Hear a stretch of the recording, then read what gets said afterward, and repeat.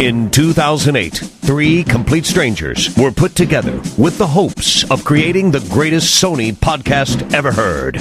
Today, unable to stop podcasting, the show survives as connoisseurs of dick and fart jokes. If you need Sony news, are not deaf, and don't want to die of boredom, maybe you can listen to BigRedBarel Blu.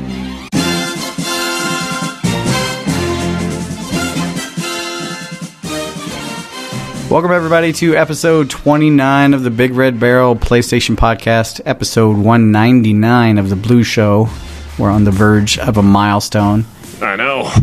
2 milestones.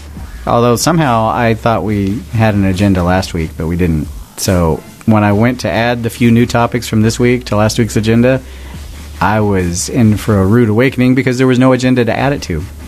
So yeah. That's my bad, because we were supposed to record, but that day I had a doctor shove a camera down my throat, so I was like, you know what, I'm not really feeling so good today. Thank God he finished that sentence. It's funny because your reference, you said you felt like poop rolled in vomit, and I told Frawlz you were the cup from Two Girls, One Cup, and he totally agreed. That's perfect gross. Analogy. So, but it is cool because now the doctors let you watch the camera, so like afterwards you can get a behind the scenes tour of your insides. It's kind of messed up. Rothbart gets that every single day. What other kind of scene would there be from you? Just nothing. You just be poop wrapped in vomit. That's what your insides. That's what Rothbart's insides looks like, anyway. Depending on the time of day. Yes, I store adequate amounts of. Oh, so what? Before you throw up, that's just stuff hanging in your stomach. So you always have that stuff, right? What's that? Before you throw up, the puke that would come out when you throw up. That stuff's just chilling in your stomach, and your intestines are packed with crap. So at any given time, you are packing around a bunch of puke and a bunch of crap.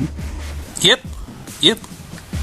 And the good thing / bad thing is they didn't find anything wrong, which is good, but it means I went through all that for them to find nothing, so it's like just another Wednesday. But on the flip side, it is nice to know that the fact that I've been a smoker hasn't damaged me super bad in the places the camera could see yet, so hopefully I get around to quitting smoking soon, and that will be one less thing that's going to cost me years of my life. Do they go down your lungs? No. But I mean, a lot of smokers have damage to their throats and their mouths and other places. It's an increased risk of colon cancer if you smoke cigarettes. Just saying. I think you're smoking wrong, Frawlz. Jeez. Oh man, I only do it when I'm drunk. Yeah, so we've been gone, and we came back with poop rolled in vomit. Talk about insides. Well, and I'm about to explain that I'm a mucus machine right now. So if my voice is a little different, it's because I've been sick for a week and a half. So the takeaway from this episode, folks, is human bodies are gross. Yes. Mine's pretty awesome. No, Pac-Man was right. Okay. I think I think Frawlz has just underlined what we were saying. So I've been playing my Vita this week, and I have good news, and I have bad news, and I have confusing news. The good news is, if you ever, this is not for you, Frawlz, this is for gamers. If you ever had any interest in Littlebigplanet Vita, and you have a Vita, the game is great. It's really great. It's in my top 2 recommended games. The first one being Uncharted. Then I played the demo for Retro City Rampage, which I was stoked for, and I was really looking forward to it because it's got cross-buy. You get it for the PS3 and the Vita for the same price. But I played it initially on the Vita, and you can use the D-pad or you can use the sticks. Old school, we didn't even have sticks on the controller, so we used the D-pad, but I wanted to use the D-pad. I can't control that thing for crap, and I can't decide if it's the game or if it's the stick on the Vita, just being so short and nubby.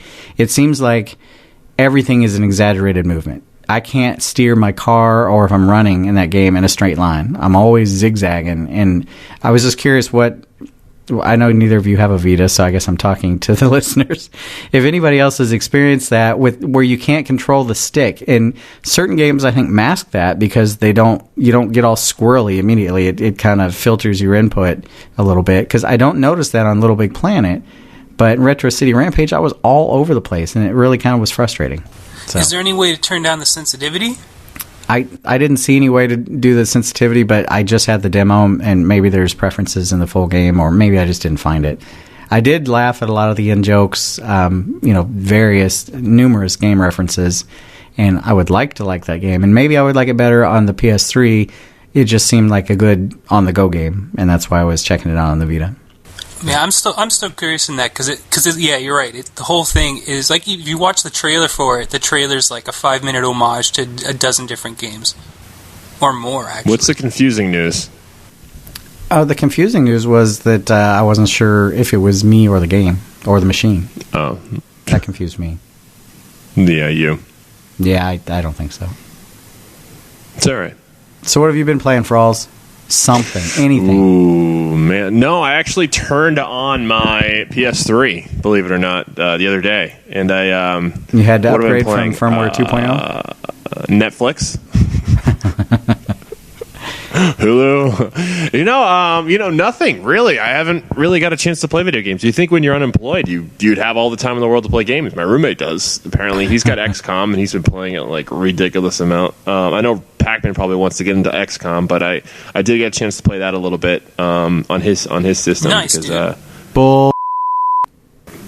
No, I did. Tell me a little bit about playing XCOM yourself. Tell me anything, and then Pac-Man can tell me if you're lying. It's basically made by the same people who made Civilization, right? So No. I want to know about you playing it. What is your motivation, your strategy? I don't want to see that you looked at the box, read something on the back, and then watched your roommate play it for 2 hours. You said you played it. Prove to me you played it. Okay. Well, using the controller, you can manipulate the screen, right? And the characters on it. Okay. No, man, it's you know what the thing is about XCOM is like it's not a game you can really just sit there and play for 5 minutes and get a whole idea of how the whole game works. It's such a deep game. No, I know. You have to play it multiple times in order to be able to actually get the hang of it. The first time through, you think you're going to be doing well, and then next thing you know, you're kind of stuck, and you got to start all over again. It's just one of those games you're going to invest a massive amount of time in, and then get nothing out of it. Except for just a learning experience for the next time. Isn't that how you reviewed Match.com? Just keep getting it wrong over and over and over again. I know which hole this time. I'm getting nothing out of this. Getting nothing out of this. That's what she said, right? So...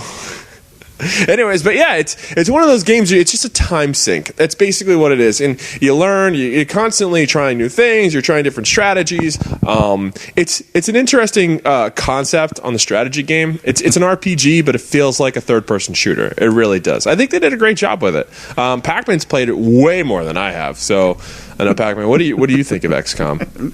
Mayday. Shut up. Pass it over to you, buddy. Hold on a second. I'm gonna bring up the exact hour count on how many hours I put into XCOM, and keep in mind that the game came out last Tuesday, I believe.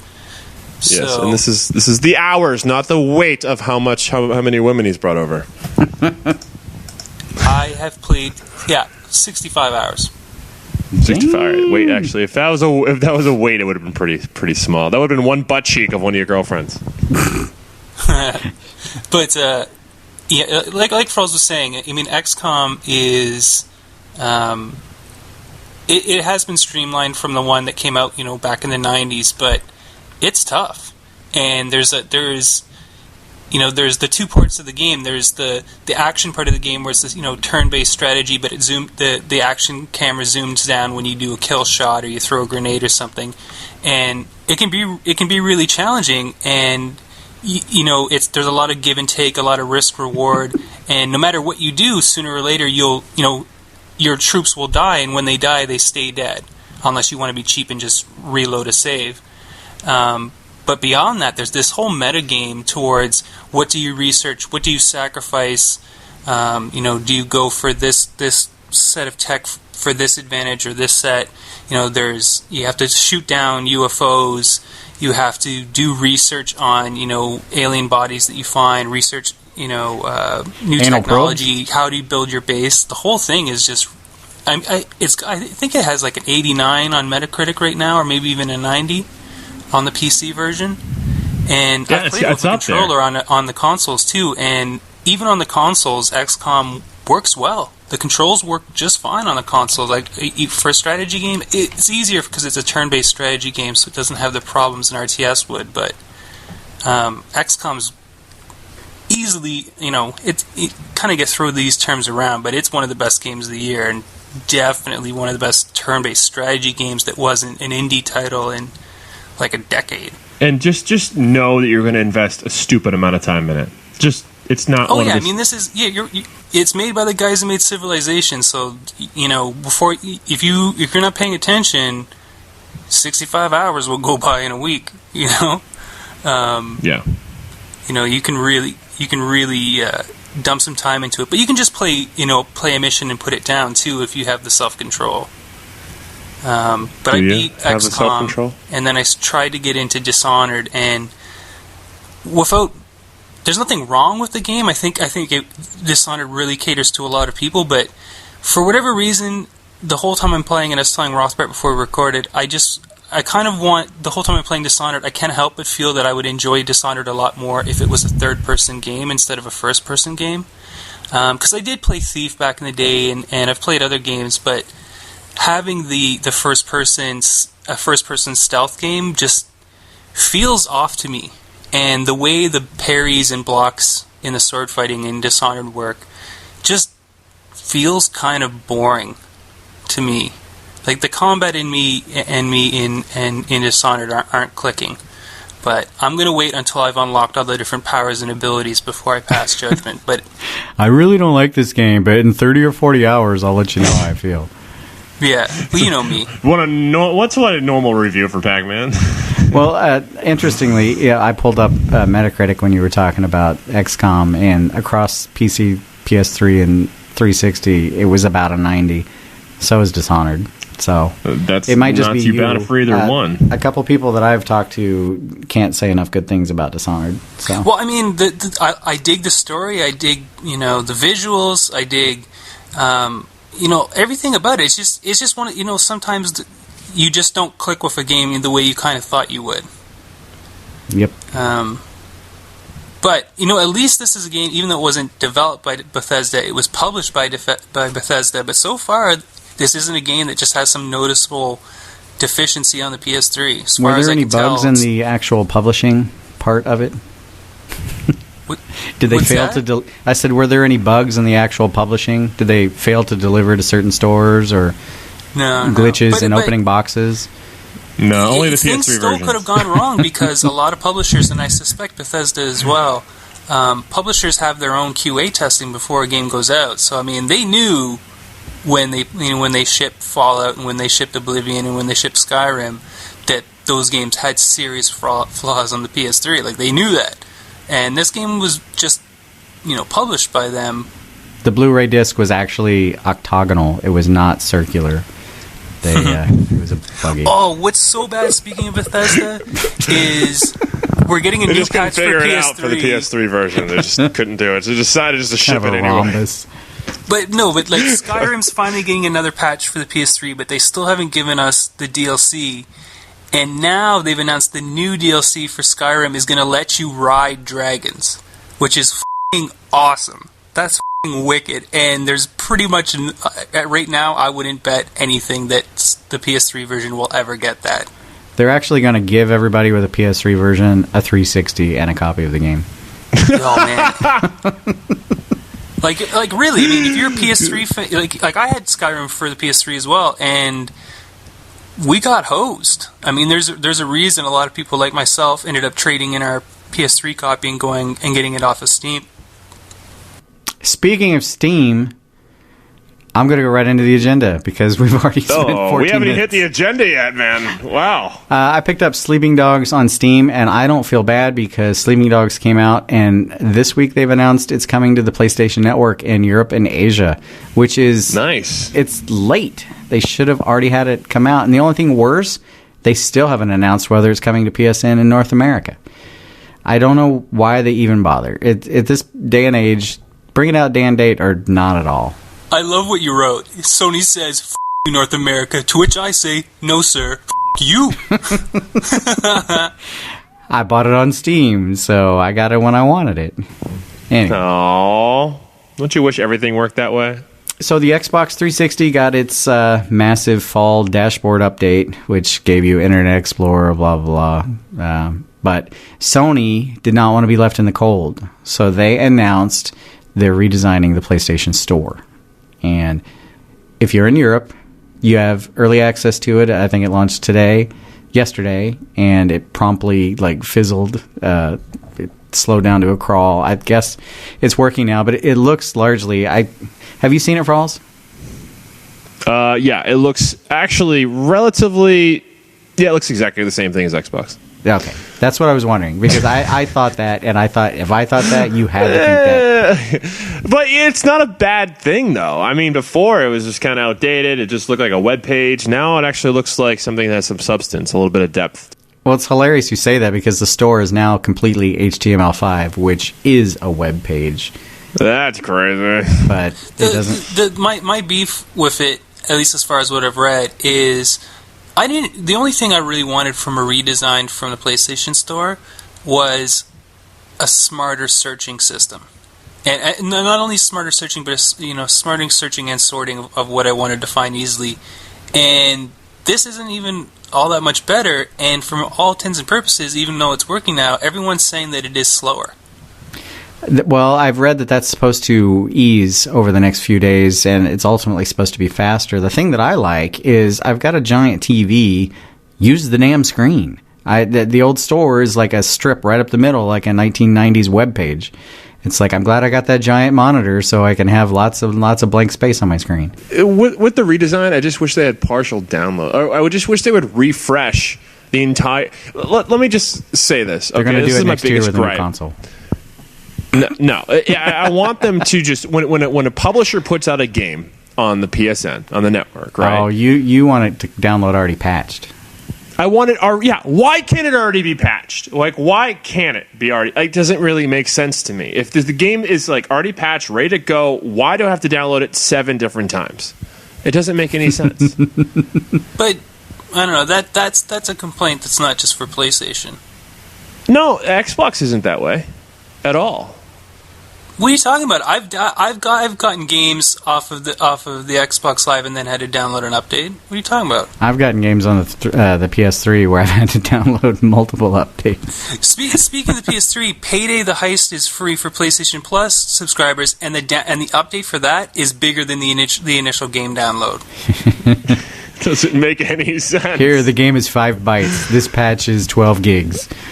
Well, it costs so much for them to patch their games. They're like, let's just throw extra shit in there. I bet they get a bulk price for it. Here's some random bits and bytes. When we need them later, we'll tell you which ones to use. We're going to use up space. But it does cost... Didn't we talk about this sometime? That it costs $20,000 or $30,000 or something like that to put in a patch? Yeah, it's a stupid amount of money for them to upgrade the DLC, or not DLC, but just anything on the PSN. It's just crazy, and it doesn't make any sense to me. The fact that why would Sony even want to give any more space to hold updates when it would just be just one game instead of the game and 5 updates. To be fair, though, I mean, I rarely, if ever, see updates because I have PlayStation Plus. Oh, snap. So do I. But the thing is, though, I mean, well, if you do, then what updates are you seeing unless you're just staring at the screen at 2 a.m. when it's updating? But still, I mean, whatever. I mean, do you really... It seems like it's... But still, it's a thing I never actually see, but it's awful. Whatever. Maybe. But yeah, fine. It's great. It looks awesome. My beef with PlayStation Plus right now is I want more than a gig of cloud storage. You want infinity because I have a bunch of games that I play and it updates, and pretty soon I'm going to go fill up that gig. I want 5 gigs, and then when they give me 5 gigs, I'm going to say I want 15. Says the guy with a cap on his bandwidth. Would you pay extra just for cloud storage, Pac-Man, if it was a reasonable price? If it was a reasonable price for a good deal and amount of storage, yeah. What if you could pay $10 and get 10 gigs for a year? Per year, $10 a year? Yep. I'd do that. Yeah. What if they came out with an application where I can use my Dropbox? Oh. That would make sense. That's a terrible idea. No, it's not. It's smart. I'm using my brain, and it works. Well, it's just convenient if you actually are the kind of person who, if you ever go to someone else's house and you want to pick up your save or something, the cloud is good. And then not even that long ago, I ended up formatting my hard drive, so I had to do a whole bunch of things, and the cloud came in handy then too. That's good. If only just because I'd forgotten certain things, and the cloud ended up saving me. So I was like, yay! All right, let's move on. That little puff of cloud. So Sony's been filing patents. The latest one just has me. I don't even know how to think about this. They patented a PlayStation Move controller that's been modified to have temperature feedback. Wow. So it can give you sweaty palms? I don't know. Maybe it'll evaporate the sweat from your palms when it senses sweat. Oh, that would be sick. Maybe it will self-cauterize if you have anal trauma from inserting it. Ooh, that would be awesome. It can cauterize the damage it itself will do. I just don't understand. First of all, I do understand how you could generate heat, but it seems like a terrible waste of battery life. But how do you generate a lower temperature? Are we talking a fan? I mean, would it just blow on you? No, what they probably do is they probably have coolant tube spiraled around the core of the controller. But what is a cooling? What does that do? Are you talking like a? There's got to be some mechanism. You can't cool something without moving that heat somewhere else. It makes no sense. Maybe it starts off hot, and then you think that's a normal temperature. And there's also other problems with that too, because if you have something that small, that you're carrying around, if any sort of you're gonna have moisture buildup and whatever else. Where are you going with this? We're still talking about controllers, right? No, I'm just trying to think of the practicalities, like Rolf was saying. Like, if you could make it warm and cold, there's a whole lot of practical problems with having something that small, having all that stuff in it. I don't know. I think they're just trying to patent everything. I think so too. So whether they're going to use it or if it sounds practical or not, and if someone else decides to use it, and they're going to have to pay them for it. So, yes. And someone's bound to come out with something that's a little bit more than haptic feedback. So, speaking of which, the next topic on the agenda is Sony's patent for a tongue tracking apparatus. The porn industry is all over this. Now, this patent describes and I quote, a mouthpiece configured to be worn over one or more teeth of the user of the computer program, and the mouthpiece including one or more sensors configured to determine one or more tongue orientation characteristics of the user. Yes. You know what though? When I read that makes me think that could be something good for disabled people. I mean, disabled people or perverts, one or the other. Perverts, because you see, they also go on, and I am not making this up. I have a link to back up this information. They describe a necklace apparatus. I want to know what search you had to Google just to get this. I mean, just think about this. Tongue-based apparatus. You have your girlfriend using the tongue tracking apparatus, and then, you could apply the necklace apparatus to her based on the tongue upper tracking. Labia. Pearl necklace attachment. That's how you show you care. Anyway, I don't know why they don't come out with those and make millions. Man, I come out with pearl necklaces all the time. Do you think it smells like fish to give that realist? That is a later patent that has not been approved yet. That's DLC. Yes. Anyway, open up a can of tuna fish and get licking. The analysts are guessing that Sony will not be dropping the price on the PS3 this year. The reason they gave is that Sony dropped the price by $50 in the third quarter of 2011. You won't buy it anyway. What kind of logic is that? I don't know. my take. Instead, they're going to come out with 7 more SKUs. Yeah, we're going to throw in all this extra stuff, jack the price way up, and then drop it a little from there and tell you how much you're saving. So technically, if I don't get the 2 other controllers and the 3 games and the 5 PSN titles, can I have the PlayStation 3 for $50? Is that what you're saying? Oh, I have to spend $300? Oh, all right, fine. And get everything I don't want? Sure. After this week, Nintendo and Microsoft both announced price drops. I think the better answer is because Sony hasn't announced it yet, they're probably not dropping their price because they would have already announced it when everybody else did. Yeah. So, anyway. Hey, Pac-Man, you mentioned this was on the agenda, but if you're in the U.S., Payday the Heist, PlayStation Plus freebie this week. I'm definitely going to be checking that out. And we get early access to the Unfinished Swan, which, I don't know. I don't know if I want the Unfinished Looks Swan. unfinished. Well, you might have to wait. The finished Swan is coming out much later. It just looks like you're just shooting black cum everywhere. Whoa. That's racist. Is that possibly the first time you've uttered that word on this show? Not black guys, just black in general. That is all sorts of nasty, and I'm no longer the Unfinished interested in Swan does look pretty cool, though. I don't know. And we get early access because PlayStation Plus is awesome. I waited in line to check it out at PAX. I waited 15 minutes, and I walked away, and my buddy stayed in the line. He waited another 10 minutes. The lady that was hogging it finally hands the controller back to the guy, and he goes, "I'm sorry, I've got somebody from the press that needs to try this out first." Ooh, wow. And then I stepped in and didn't write about it. So Corey, if you're listening, Dark Wonders, that's the kind of dick you are when you jump in front of the line using your press badge. Okay, this will excite you, Frawlz. Singstar is going free to play. Wait, how? Well, you have to have a microphone, obviously, but the Singstar viewer is turning into the Singstar player. I don't know if it's actually the name, but you will be able to sing along with any Singstar purchases that you've bought digitally with the player, provided you have the mic. So you won't have to put in a disc just to play, which I think is pretty smart, because if somebody happens to have one of the Singstar discs, you can just go download the free app, download a bunch of songs, and they're making money, whereas otherwise they probably wouldn't, because somebody would have to go out, buy a retail copy of the game, and then think about buying stuff. Yeah, they're doing the whole mobile strategy, free to play kind of. Pay to win. More people play it, more people are actually going to download songs. And if you've already bought it, they've already got your money. Might as well just let you play it anyway. Okay, so. Here's another little bitch I have, and you guys wouldn't have anything. You wouldn't know anything about it because you've never bought Singstar stuff. But when you buy DLC for Singstar, stop. It's because stop. You bought Taylor Swift Band Hero, so shut the hell up. I bought that for the girl I was dating, and yeah, whatever. I'm sure. And anyway, you buy this DLC, and it's not like Rock Band DLC. This has got like uber strict record label DRM on it, so you can't game share. Like, I have a couple PS3s. I can't buy Singstar content and play it on both of my systems. It is forever locked to that one.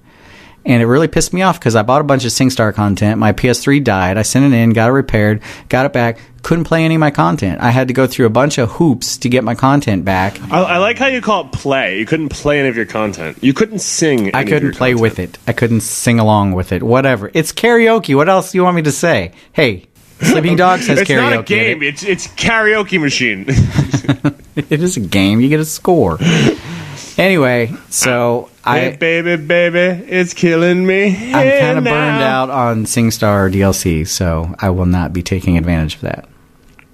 You know, it's too bad it's so strict, because I was so about to walk out the door and get all of the Singstar. The Taylor Swift song, especially.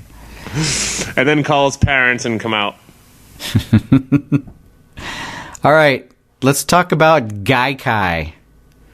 You should like Gaikai, Frawlz. I'm just going to float that out I like when there. I'm playing Unfinished Swan. Anyway, Sony bought Gaikai. Gaikai's been around for a while, but now that Sony owns them and Sony's got deeper pockets, the patent trolls come out. So, T5 Labs claims that Gaikai knowingly infringed on T5's streaming patent, which they described as, and I quote, sharing a graphical processing unit between a plurality of programs. What the hell? Wow, that sounds totally vague and not specific enough to win a lawsuit. And they said it infringed by, quote, making, using, offering, for sale, selling, and or practicing the inventions. I don't know what that means. They have suffered and will continue to suffer damages in an amount to be proved at trial. So, bullshit. All that money that you and I were going to spend on T5 products that we spent on Gaikai products, oh wait, there's no such money. Those are their damages. I just don't have any money. That's well, I mean, the funny thing is they're claiming damages. Who was going to pay T5 Labs, and who took that money that they were going to pay this company we've never heard of and paid to Gaikai? I don't know anybody that's paid anything to Gaikai. Yeah, I mean, Gaikai is the only big streaming company I've heard of that's done well, because OnLive basically died and then came back as sort of a zombie service, and Gaikai seems the only one that came out okay because they got bought out, so they got their chunk of cash. And no one's heard of T5. Yeah, exactly. But it's funny that they tracked Gaikai enough to know that they were infringing on their patents, but they didn't speak up until after Sony bought them. Well, I mean... Well, now they're like, man, T5 isn't actually making money, but if we sue... We will make money. And we will prove how much money we're going to make at the end of the trial. Well, I mean, people don't realize, but especially in the tech industry, there are companies and lawyers that actually make their bones, like actually make enough income putting through, certain lawsuits, because they know if they can time it the right and they have just enough on their side, it's cheaper to settle than to deal with it in court. Absolutely. Even if they're wrong, it's still sometimes easier to just settle and get rid of the people. So, like, people can turn a profit just being trolly douchebags. It's a business model. If it's $3 million for a lawsuit, give me $1 million, I'll stop. Yeah, I mean, it's the Lucas business model of internet video game patent lawsuits. All right, so we need some more Gaikai information. You need more Gaikai. That's what you keep telling me. I just don't swing that way. Their site has been overhauled and includes, this is interesting, several Sony-only and console-only game content screenshots and stuff in their video. Previously, it's only been PC games that have been streamed. So this is a hint that console content is coming to their streaming, which makes sense, but it's nice to see some sort of proof. Killzone games, Uncharted, and even the multi-platform title Metal Gear Rising: Revengeance are shown on their newly revamped site. So, oh snap! And they're also mentioning outright that they're coming to Android, iOS, and quote other mobile devices, which I think means if RIM or Windows Mobile ever becomes significant again, they might think about going to those platforms. I don't know. and RIM is never going to be there. RIM is dead. Yeah. So RIM has been rimmed the last time. And they have a quote on their website talking about their cloud initiative, and it says, let's see, the future looks pretty bright for Gaikai. Our growing team is working on a number of exciting initiatives that we can't wait to unveil. We can't share the details now, but we will soon. Well, soon could mean anything, but until someone gets fired and puts it on their LinkedIn page or tweets about it. Yeah. Anyway, so true story. Stuff's happening at the Gaikais. So you remember when we talked about Kevin Butler being in the Bridgestone commercial? Yep. No, I don't think we did. Oh, wait. No, I don't think we did. It's been a couple of weeks. You might have been gone. I don't know. Anyway, he was in the commercial, but when I first saw the commercial on TV, he was not in the commercial, so they edited him out. Come to find out, Sony actually sued Bridgestone, and Bridgestone immediately cut his part out of the commercial, which made it much less funny. I would have never noticed it otherwise. The only reason it wasn't even funny to begin with. It was a terrible commercial. Well, no, it was a terrible commercial, but it was funny because the spokesperson that I associated with PlayStation was in a tire commercial kind of referencing the Wii. Well, Bridgestone's response was pretty hilarious. Kevin Butler was not in the commercial. Kevin Butler isn't a real person. That's basically what they said. That was their legal defense. Like, the guy's name is Jerry Lambert. He was in the commercial. But isn't Bridgestone the one that they had like terrible tires or something? They had some huge recall a couple of years ago. Or maybe that was like a decade ago, and I'm really old. I think you're really old. Or maybe they were. Maybe it was Firestone. Am I thinking Firestone? Well, Firestone has had issues, yeah. I do see where Sony's coming from, though. I mean, if you do look at, I mean, we talked about it before they got sued, you know. So there is a correlation between Jerry Lambert and Kevin Butler, and we talked about it not because he was in a commercial, it's because there was a Wii in the commercial. So they do have a claim here that it was a little bit damaging. I mean, I wouldn't say like.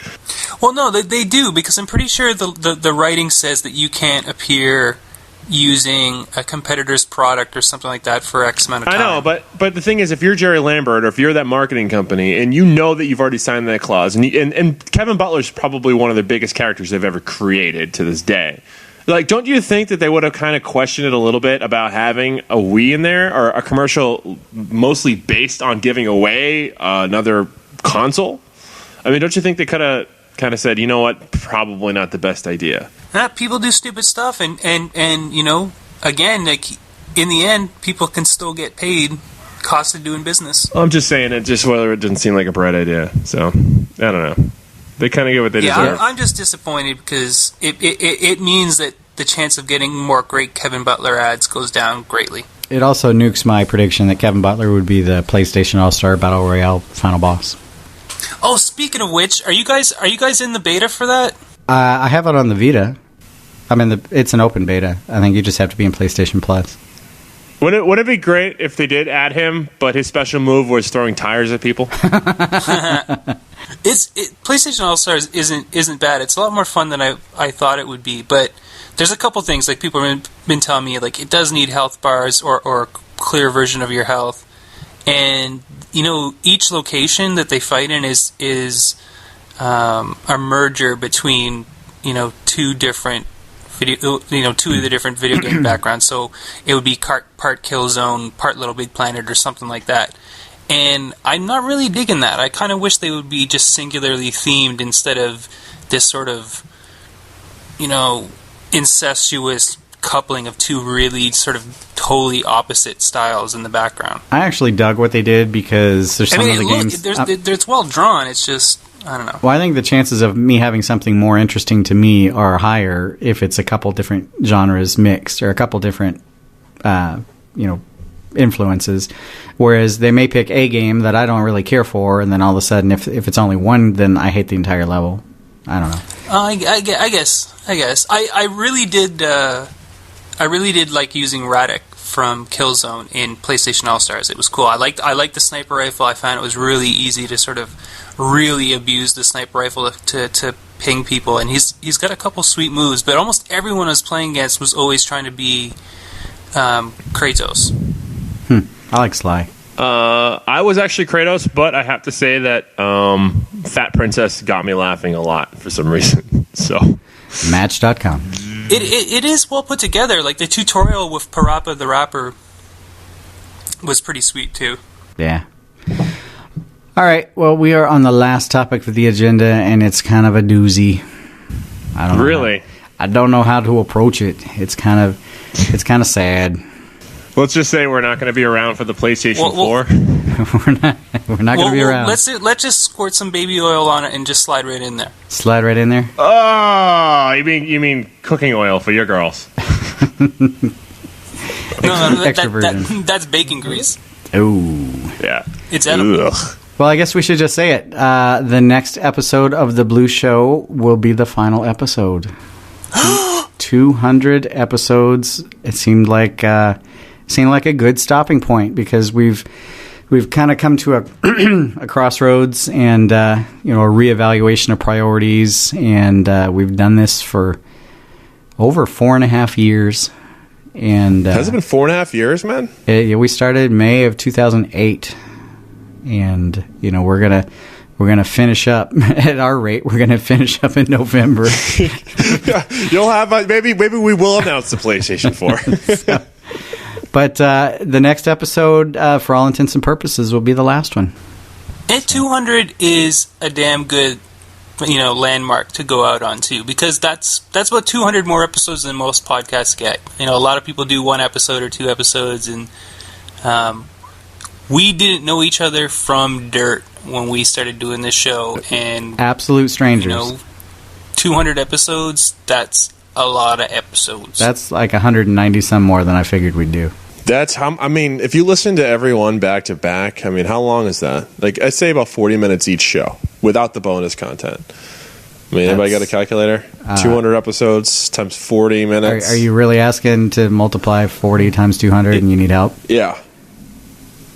I'm not helping you. Because you don't know what it is. Sure I do. No, you don't. It's 8,000 minutes. Wow, 8,000 minutes? Now divide it by 60. A lot. How many hours is it? It's a lot. So it's a lot of hours. So if you do miss us, there's going to be a ton ton of our voices going to be stuck in iTunes forever. It's 133 hours. 133 hours. And then divide that by 24. How many days is that? Stop talking math. You're hurting my brain. Over 5.5 days nonstop. 5.5? Oh my God. That's crazy. But the good thing is we're going on 200 and we don't hate each other. There's no reality show drama. No one's baby mama's pregnant with someone else's kid or any of that kind of craziness. Speaking just for myself, it's really come down to how, I want to spend my time, and I find more often than not I've been deciding, it's not about hanging out with you guys. I still love hanging out and talking with you guys, and it's not about not wanting to talk about video games, but video games aren't as big of my life as they were at one point. And so I think that I want to take some time to do other things. I don't plan on podcasting at all. Rothbart's also not saying that he's getting married. Getting married next year, yep.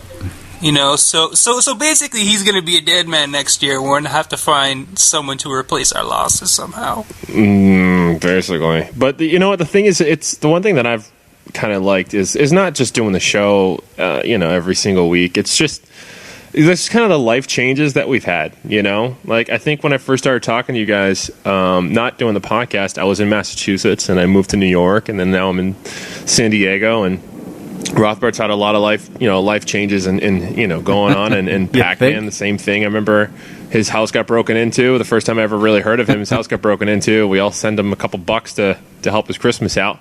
I was like, who the hell is this guy? Next thing you know, he's one of my really good friends 4.5 years later. So just a lot of stuff going down, that in the last 4.5 years, a lot of life changes.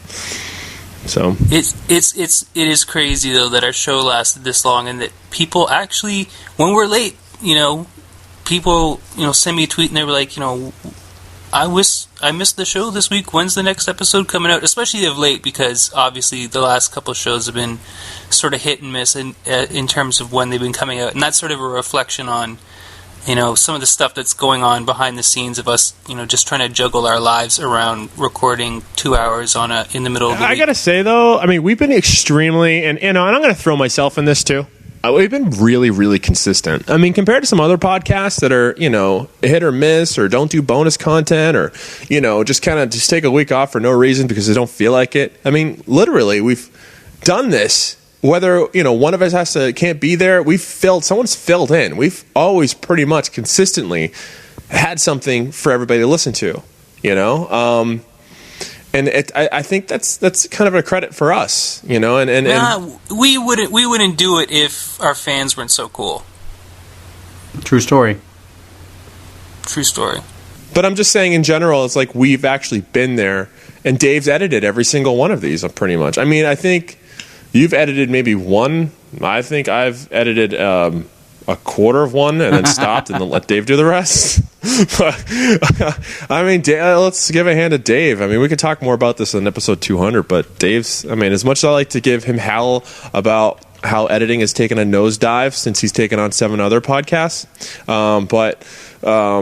Wow, way to throw a little dig in there. What did you just say? This episode's never coming out. We're never. Yeah, that's basically it. But but seriously though, Dave's been amazing, and he's done the best he can through the good times and the bad. He's made this show he made us sound semi-intelligent. Well, at least you guys, because I always sound intelligent. But it also doesn't mean we're all going to just disappear into the ether. You'll still see our footprints on Twitter and PSN and all those other places, and and I'm sticking with BigRedBarel as far as writing columns and reviews every now and then. And there's a possibility, not immediately, it wouldn't be anytime, probably not till after Christmas, but there will be a new show on this feed. Now, who's going to be on that show, what kind of show it's going to be, I don't know. I can tell you it's pretty much, there's probably no chance that the new show will be PlayStation dedicated, though. It will be or won't be? It won't be. Frawlz, do you know what's going on? No, not at all. I actually want to stop recording with you guys because I want to start playing video games again. Well, Pac-Man and I are starting a new show without you. Zing. No. No, we're not. That would make a lot of sense. I probably wouldn't be mad either. I'd probably listen. No, I mean, I still really much enjoy being a podcast, but even I could, need a break and decide, what the best thing to do for the feed that we're currently on would be. So I have no idea if I end up doing a podcast with Esme or 2 other strangers or 4 other strangers or what format it'll be, but I think the time of having a dedicated PlayStation podcast has sort of passed. Especially with the new consoles coming out, I think I would prefer to be on a... Not that I don't love being on a PlayStation show, and PS3 is still my favorite, but I think moving forward it would be nice to be able to comment and give the other consoles a good ribbon too. There's other consoles? Yes. Apparently. Well, I mean, there's one other console, and then there's this thing that I use to keep my table level. Your Vita? Zing. Anyways, so with that said, next time's going to be the last time. Yep. Well, we have to stall a little bit because Sean's on an emergency call. I have to. Well, speaking of Sean works reprioritizing my time, I have a work emergency apparently that I have to deal with now. So yeah, it would be pretty ironic if any of the people at the company I have to call into actually listen to this show. But if you do, you just ruin the ending of this show because we're going to talk a little longer. Wow. So wait, are you going to have to are you going to talk to the customer? Yeah, I do, and it's going to take a while, so I don't think I'm going to be able to do bonus content this week, unless you guys want to record. Well, we can just record the remainder. All right, well, let's get to the shout-outs. I put a lot of effort into the shout-out section of the agenda. I'm going to give a shout-out to everyone. No, geez. Everyone on Twitter? Wow, way to put us on the spot. Yeah, I'm surprised Except for you Lucas. came up with that so quickly. Except for Lucas. Yes. With a K. All right. You know what's going to be weird? I want to know what's going to happen to Frawlz fans. I mean, I'm still going to be around, and I'm going to be on the Twitter universe, and I have some... He's going to go change his name to Frawlz Stalker. Frawlz Stalker. That might make sense. Yeah, I still have no idea who it is. Do you have a guess who it is? I don't know. I think it's your split personality. No, my split personality is not from the UK. I've never seen you two tweet at exactly the same time. Oh, that's true. That's totally proof. Now, who are you giving a shout out to, Frawlz? Besides Frawlz fans. Yeah, I guess I'm going to shout out to Frawlz fans, and I'll have more shout outs next week. But, everybody for just sticking with us from the beginning. Even if you jumped in at some episode halfway through and you kept listening to us, I mean, thanks. So... All right, and I like to give a shout out to everyone as well, and special shout out to Charlie Williams, who, in exchange for just playing some Uncharted 2 with him on Sunday, donated $300 towards my Extra Life fundraising page. Not only did he give me $300 for my page just for playing some Uncharted with him, he actually repurchased me a copy of Uncharted 2 just so I could play that hour with him to get the donation, which was crazy awesome. And wow, people got money to spend. Extra Life is this weekend, October 20th, in the afternoon. I think at 1 or 2 p.m. Eastern. Me and Frawlz are driving in the GT5 charity event race. With NM Rain on the BRB team against PlayStation Nation and Joypad and me. And are you including me in this? Yep. And we have to go. Right. I have to go, which means you guys have to go. We'll see you guys next week, and we will make next week special somehow. Tune in. We won't tell Frawlz when we're recording.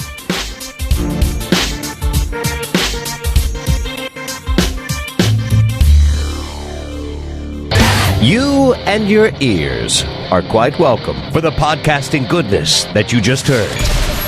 Why not roll on over to BigRedBarel.com for more podcasts, news, reviews, and videos from the biggest, reddest site on the internet, BigRedBarel.com.